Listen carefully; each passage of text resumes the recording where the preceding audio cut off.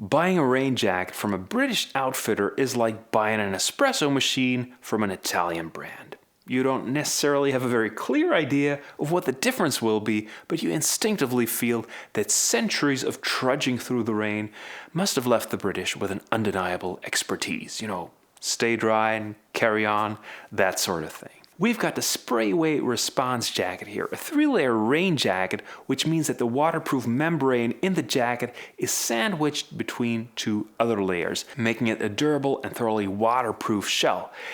And when I say shell, of course, that means that a jacket like this blocks out the rain, blocks out the wind, but it's not an insulated jacket. If you want it to keep you warm, you'll have to layer it with something else like a fleece or look into 2-layer jackets. If you're watching a YouTube video about a rain jacket, the first thing you'll probably want to know is how waterproof is it?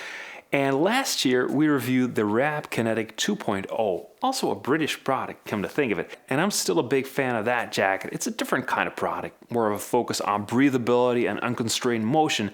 But just for reference, that jacket had a hydrostatic head of 10,000.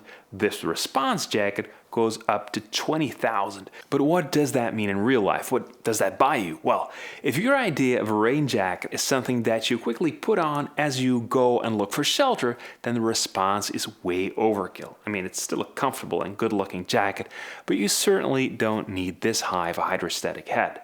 The Response jacket is more for situations where you keep going despite the rain. On long hikes, for example, when commuting to work on your bike, standing in the pouring rain, watching your kids' football match, that's where you're gonna appreciate this kind of rain protection. And with that hydrostatic head of 20,000, this fabric, HydroDRY Pro, as Sprayway calls it, is pretty close to the granddaddy, the OG of waterproof fabrics. I'm talking obviously about GORE-TEX. And like many companies making rain jackets, Sprayway has kind of a split lineup. They have a number of jackets with their own HydroDRY or HydroDRY Pro technology and align with different flavors of GORE-TEX. Now, some people swear by GORE-TEX. I myself, to be honest, I'm not completely convinced that I can even tell the difference. I've briefly tested the Sprayway Torridon, because my buddy Steve owns one. The Torridon is their 3-layer GORE-TEX top-of-the-line jacket, and I can't really imagine that not keeping me dry, but I feel the same way about the Response jacket. Maybe I should take an hour-long shower in each of them, get back to you. In my experience, for the things that I need a rain jacket for, they are both firmly in the good enough category.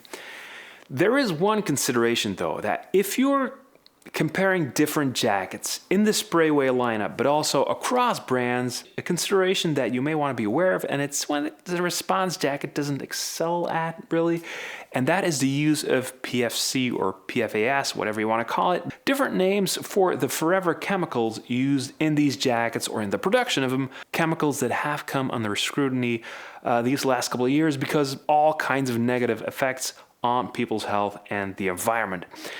The problem with PFCs is that they are amazing.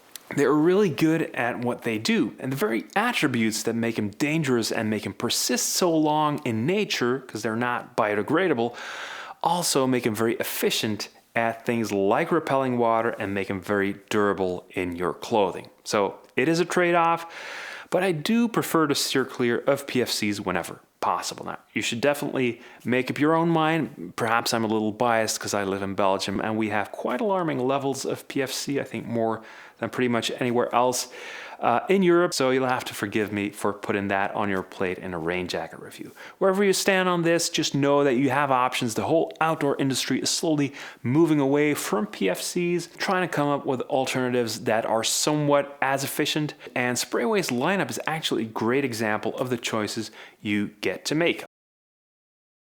I'm using the men's versions, but I think the women's versions would probably give you a comparable picture.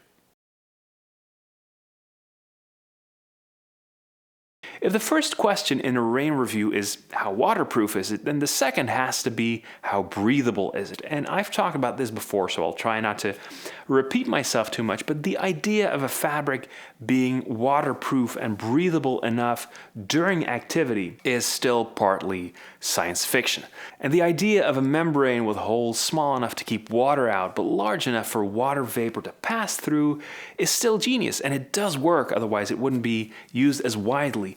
But for high exertion activities like hiking, like cycling, my experience is that this kind of breathability is it's a bit like trying to breathe through a straw while running. You can't do that very long, and so the result is that you'll get wet from the inside, and that's obviously no fun, which is why I'm very happy that Response jacket has pit zips. And I'm gonna go on a limb and say that many or most hikers have never had a rain jacket with pit zips. You don't see them all that often. Maybe people feel that they look a bit weird. Maybe it's the added weight. I don't know. All I know is that this kind of mechanical ventilation in most climates is gonna be a lot more efficient than the expensive breathable fabric. In this case, you get both, which is obviously very nice. Another thing that I like about the Response, and I guess that's a good example of that rain-inspired expertise of the British that I talked about in the intro, the hood of the jacket is shaped. It's very structured, and not just a piece of fabric that you pull over your head. It's structured in such a way that it both keeps you dry, it keeps the side of your hood away from your ears so you don't constantly get a rustling noise, and you get some pretty smart controls by letting you cinch things down in such a way that you can both choose how closely the hood follows the movement of your head, which can be very important, for example, when you're on a bike, and how large the hole is that you get to see through, so you can really close everything off in super heavy rain. There's always a trade-off with a very structured hood like this one, in the sense that it can get in the way when it's not in use, and Sprayway give you the option of folding it away into what looks like a high collar. I'm not entirely sold on the look, but I'm glad to at least have the option.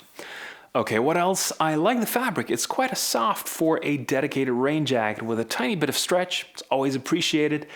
So plenty to like even when it's not raining. Really a far cry from those typical super crinkly, annoying, plasticky feeling cheap rain jackets. Lots of pockets too, large ones, well protected against rain, and with zips that go quite high, so easy to use even with a backpack hip belt on. The chest pocket is big enough for all but the very biggest cell phones, though they do seem to be getting bigger every year, so I don't know how long that'll hold. In conclusion, Sprayway know what they're doing. You can tell that they've been at this for half a century, and that they do sweat the details. These aren't cheap jackets exactly, though they are a good deal less than their GORE-TEX counterparts. This black version is one of only 2 color choices. Personally, I am fine with that. I think if you want to make a fashion statement that might be out of style next year, it's probably smarter to do that with something that has a lower ecological footprint. So, rounding up, I can't really find much fault with the Response jacket. I do wish they made it without PFCs, but they do make a bunch of other rain jackets that are a bit easier on the planet, so the choice is yours, and they do have a pretty decent track record when it comes to sustainability, making many of their products, including this one from recycled polyester, as well as being a member of the Fair Wear Foundation. That's it for me. Stay dry, and see you next time.